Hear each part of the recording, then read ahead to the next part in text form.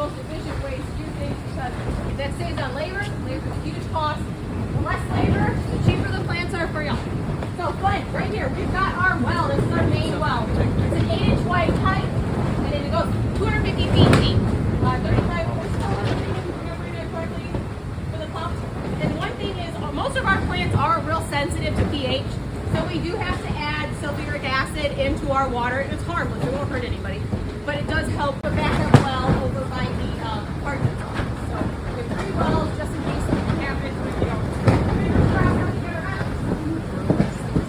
Now it's always follow, after you and follow me. Sometimes 4 lines set up doing transplants. This is the most automated one. I'll show you. The rest of them are all pretty much just conveyor belt. Too technical. This is a 512 plug tray right here. It's got 512 cavities, that's why it's called that. 32 by 16. She probably showed you where we were growing these out there, and in your next step, she's going to show you how we seed this tray. This tray, a little tag here, tells us that we need to seed this tray week 8, and which we did. And we need to transplant at week 14, which we're a little ahead. We are ahead of schedule. So we are at the end of week 12. It's the way we work in the greenhouse. We just go by week number, not days. And so this is actually going to get done Monday, which is week 13. So it's a week ahead of schedule. Some plants can go a little early at all times. When a plug is ready, it will pull out and have a little root ball like that. It'll hold all the dirt together. That's when we know it's ready. Vinca, we estimate 4 weeks for. There's some crops that take 6 weeks. So after the 4 weeks, these trays come in here, and then they're set to be transplanted. First step in that process is at the end of this line, which you can't see right now. Somebody puts the trays on the line. These are a 48 cell tray like you would buy. Then this green machine fills them with dirt. The red machine is used to fill the green machine with dirt. Is not the right word, it's soil. Peat moss, 85% peat moss, and 15% perlite. And that's the main mix we use on this end of the facility. On the other end of the facility, in the perennial department, they use a little heavier mix, more bark in it. They're looking for more drainage, especially if they're overwintering the crop. This mix tends to get a little soggy and doesn't work well for overwintering, but it's good for what we use it for. Our peat moss comes out of Canada. They harvest it in the bogs in Canada. They do that in the summer, and they ship it to us in square compressed bales. When you walk on the other side of this machine, you will see one. It's the size of a pallet, and it's about 7 feet tall. It's peat moss and perlite compressed, and the reason they compress it is we can get more on a truck. Trucking is the main expense in the peat moss, getting it to us. Time, you just have to stay behind this little light shield right here or it will stop. Safety.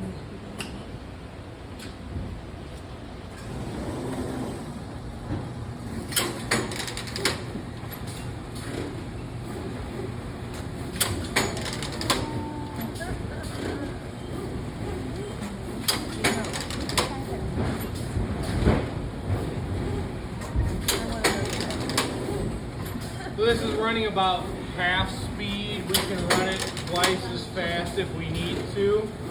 We generally don't. We can't keep up with it on that end. On that end, we are going to fix all the misses. If there is a miss,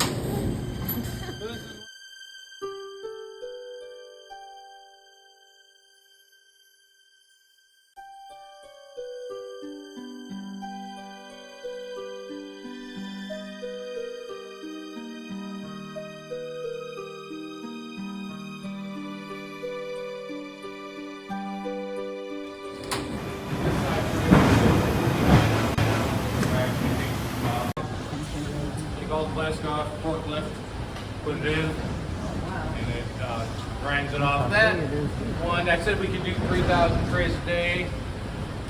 If we did 3,000 trays a day, I'm sure we'd need 2 of these bales, maybe 2.5. Not sure.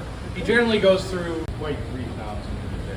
So let's see. Let's do this. While we got to get in there. And here's Linda next to the big bale of peat moss that they use for the plants.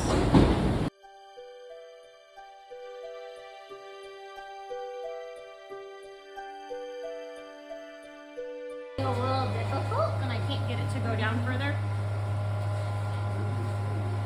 These machines are they have minds of their Oh, own. that's kind of like the one that Audrey had. Everybody in the room? Yes. Think- Come on down here if you can. We all can smush around. Sure. Say hi to your neighbors. Watch out, Linda. There you go. Back up. Okay, welcome to the seed room. This is a super fun area. It's where a lot of us spend a good portion of our winter. So like I said, 50% of what we grow is done from seed. So these fun little yellow things in this tray here, this dancing little vibration tray, are tomato seeds.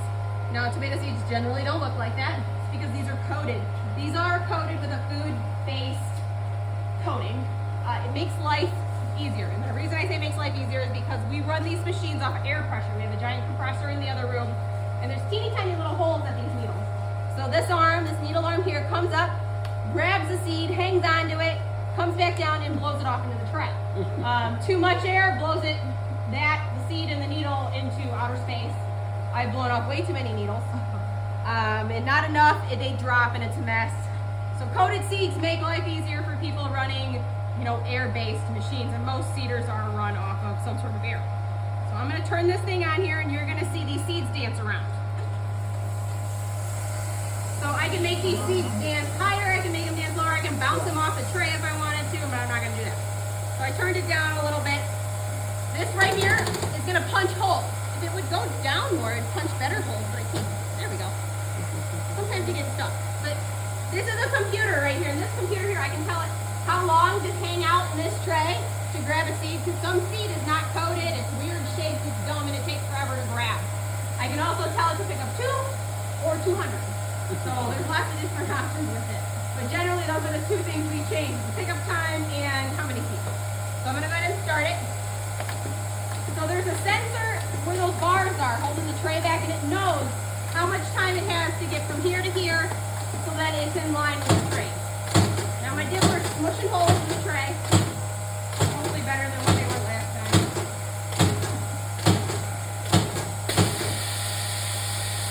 So it should deposit 1 seed per cell. I can make that arm come lower, I can make it go up higher. I can do like a billion different things with it. So if everybody can see that, you can get in closer.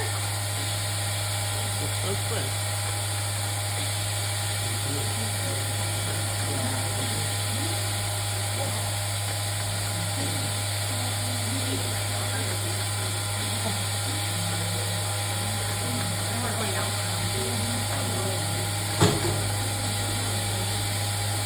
So I might have some misfires, and oftentimes I'll get like a dirty needle. So one thing I'm going to do, I'm going to pause it, and I'm going to add more seed.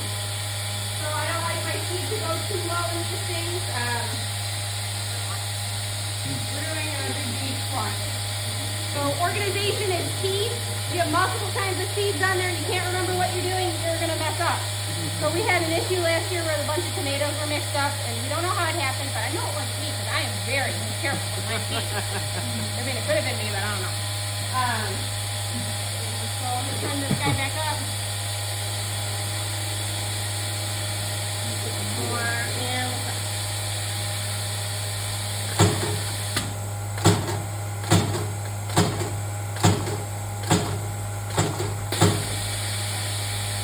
so I might have a misfire every so often. I have handy dandy computers in my pocket somewhere that I use to fix trays if they're really messed up. When I was telling the other people, my least favorite thing to feed is terrible.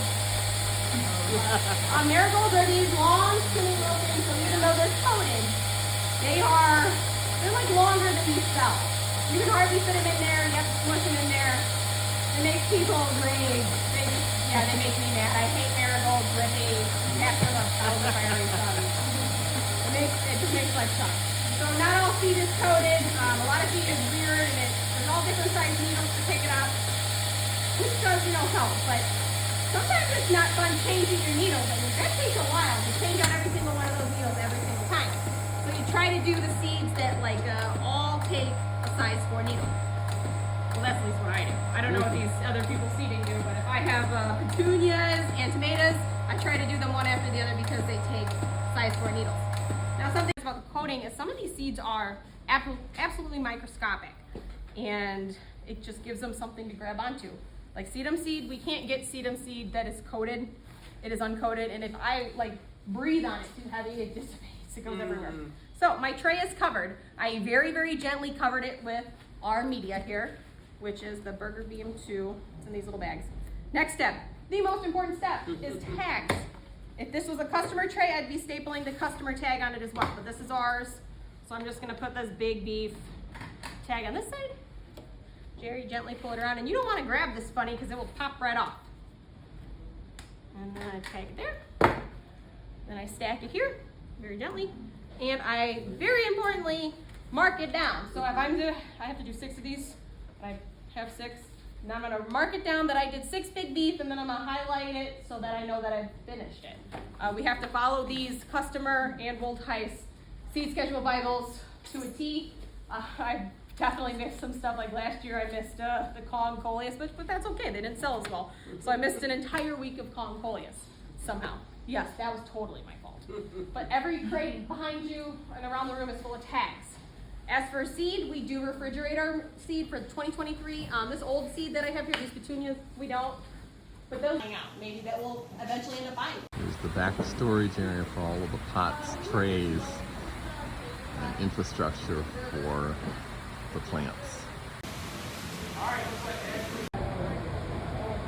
All the labels that get put into the different plants. All right.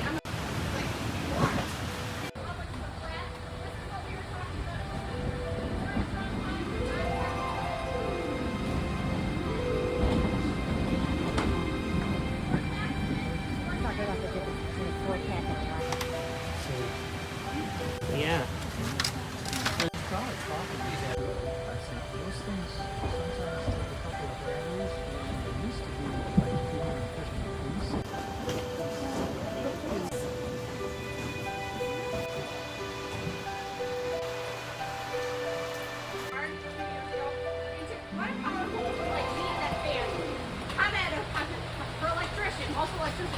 $430,000.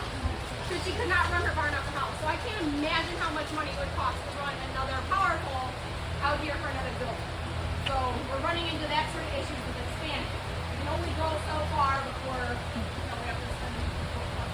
So Timbuktu, I did not name this for building. This is mainly for annuals, but there is some perennials in here because some perennials do not grow well in the pool, which you will feel. It is significantly warmer in here. Spring. Very few perennials, like the coneflowers, need a lot more heat, so we typically plant those later, which is why there's so many empty slots on the coneflower tables. We are going to have them, they're just sensitive and little babies, and we got to, baby them along a little more. But most of the stuff in here, starting like where those purple flower coral bells are, to over here, has just been planted. So these are babies, not a lot of stuff is fully rooted yet. Try not to bonk your heads on that heater, but if I pull this upside down, it's going to fall apart. It's kind of rooted, but it's not all the way down to the bottom pot. We don't want to sell this until it has more roots on it. It does make a big difference. If you're not sure on something, turn it upside down, check the roots. We don't care if you make it. What do you mean it makes a difference in survivability? Yeah, so I would not put this in my garden until that's rooted. You want to let these plants root all the way down to the bottom of the pot before planting. And also, anybody wants to do perennials today, don't plant until Mother's Day week, and I'm begging you. This weather has been super goofy the past few years. I mean, didn't it snow last Mother's Day? It did something weird. But I just tried to dig a hole in my yard because I got some leftover peony roots I need to plant. The ground's still frozen. So you can totally keep stuff on your porch or push it in and out.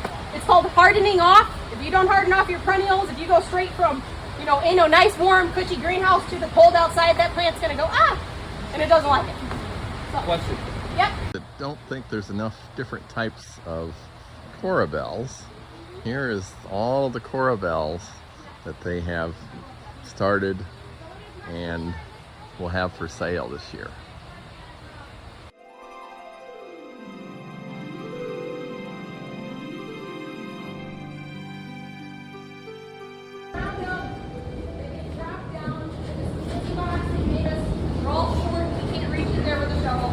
Y'all can feel that it's much coarser. It's basically just peat moss. I don't like it. I wish it had more perlite in it. I think our plants should be happy. So we have somebody on the other side of this machine, this line, where they put pots down. It can be a quart, it can be a gallon pot. Most of the stuff we grow is in a gallon pot. And then we have two planters. They have the plants here, and they plant each pot as it comes through. We have a tagger here, and then we have one or two people doing the carts. So we have these carts here, and then they bring it to whichever part of the world that we need to grow it in. Whether it be in the warm greenhouse, Timbuktu all the way the heck down there, or right back here, which is much cooler. And this is the perennials department. Well, it's over there. So maybe one day it will be taller and so much warmer up here, right? But imagine how hot this gets in the summertime. So ventilation is key. Make our plants grow a little better, quicker, and have more ventilation. So that we don't get quick to grow. Any questions while we're over here? Any perennial questions? All right. Just take a look at your tour. Yay, thank you.